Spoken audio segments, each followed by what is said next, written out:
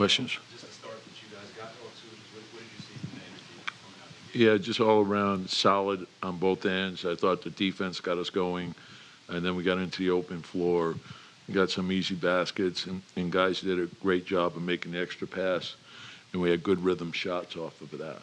Well, what did you think about the defensive effort that you guys put forth in terms of just the start? I don't think any starter scored more than 16 points. Just what did you see in terms of? Yeah, just tied together, and I thought a good aggressiveness on the ball, and then good help, and then great effort, a second and third effort. And that, when you're defending, Trey Young, it requires you to do more than one thing, and you got to fly around.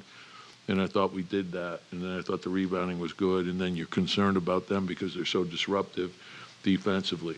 And kind of with that, it seemed like you guys wanted to force everybody else except Trey to beat you guys. I think Niang led the team in shots at one point. Just is that kind of what you're referencing to, and having to be tied together and making sure that? Yeah, and we were concerned about Levert and Niang off the bench. And if you don't pay attention, they could do a lot of damage.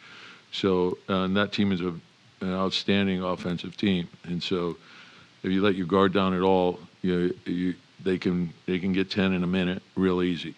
And then offensively, I think every point in the first half you guys scored was either in the paint, a free throw, or a three. I guess, did you just like the quality you guys were getting? Yeah, I thought the transition was huge for us, and then I thought the playmaking, but not only the playmaking, the cutting, and oftentimes the guy who was making the cut, it created movement for us, and also created openings on the weak side, and those were the rhythm shots that we wanted. When a guy like Josh Hart is only a rebound away from a triple-double, does that go in your mind whether you take him out? Well, yeah, it does. And he had a terrific game, and obviously, but like for me, that's a no-win situation because if I leave him in, he's going to be upset about that. If I take him out, he's going to be upset about that. So I said, what the hell? I'll take him out. With the way OG is playing right now, obviously, the scoring numbers have been awesome for him the last however many games. Once Jalen is back, whether it's tomorrow or another day, obviously his style is going to have to change somewhat. Is there anything that he's done during this time with Jalen out that you feel like? No, and the notion of all that stuff is just it's white noise. The game tells you what to do, So, whose shot is it in transition? The open man, right? So, and if there's two on somebody, whose shot is it, right? You have the responsibility as a primary scorer to make the right play. So, the notion that it has to be this way, that way, no, there has to be a willingness to sacrifice by everybody. The team has to come first. What's best for our team? What gives the team the best chance to win? And that's all everyone should be thinking about. They shouldn't be thinking about who's doing this, who's doing that. That's not the way this game works. If you care about winning, that stuff shouldn't matter.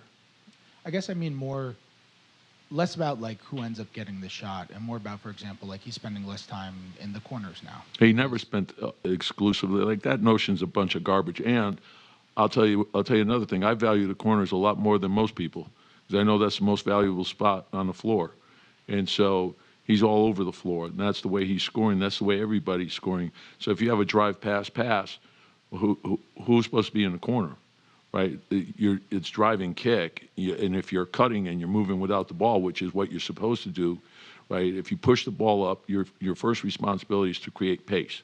Your second responsibility is to create movement, and everyone's supposed to read the man in front of them. So if you're reading the man in front of you and he cuts, then you replace in front, right? So that's the way this game works. So that's a bunch of excuse making, and that's the way I see it. Tom, you officially passed Pat Riley for fourth place on the franchise wins leaderboard. I know you touched on it not too long ago, but is there any significance of that number? No, and I think all the individual stuff, it's a byproduct of a team working together. So I've had a great team, and I've got great players. It's a great organization.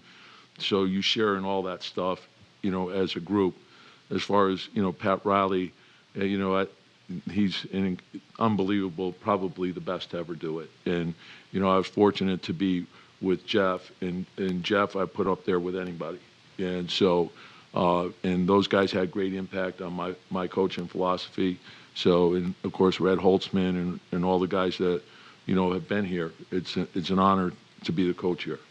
You were the coaching for youth like part of Pat Riley's coaching tree? Yeah, I'm a mutt. I've been on.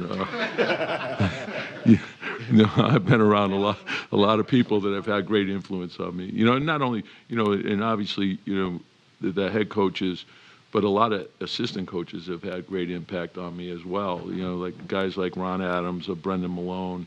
Those guys were phenomenal. I worked with Steve Clifford and Andy Greer, all those Jeff Nicks and Don Chaney. Everyone impacts you, and it's not just them.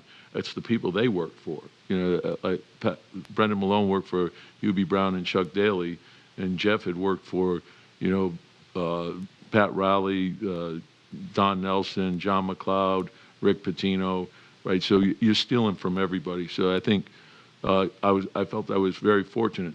Bill Musselman had great impact, Jerry Tarkanian. I've been around some of the all-time greats in the history of the game, and that's good fortune for me. I think also, thank you so much. Just want to speak to or ask you about the efficiency you guys have on offense. I mean, as you guys are rounding the form, heading into the playoffs, you guys were unbelievably efficient tonight.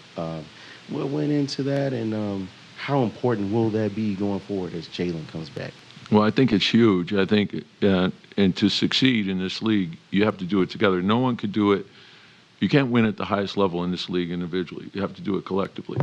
So everyone has to be a willingness to sacrifice. I think offense is about execution, right? So everyone has a job to do. You have to go out there and do your job, and you have to help each other.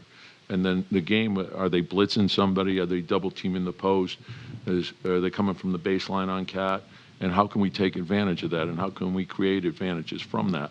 And everyone works together and hits the open man, pass up a good shot to get a great shot. But that willingness to be unselfish and play for each other is huge. Thanks, Yep, thank you. Yeah.